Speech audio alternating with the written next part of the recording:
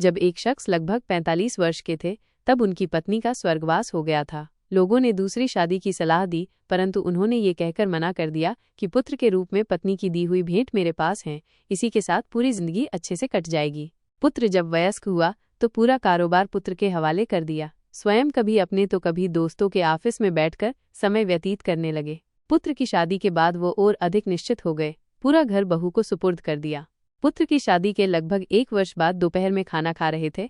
पुत्र भी लंच करने ऑफिस से आ गया था और हाथ मुंह धोकर खाना खाने की तैयारी कर रहा था। उसने सुना कि पिताजी ने बहू से खाने के साथ दही मांगा और बहू ने जवाब दिया कि आज घर में दही उपलब्ध नहीं है। खाना खाकर पिताजी ऑफिस चले गए।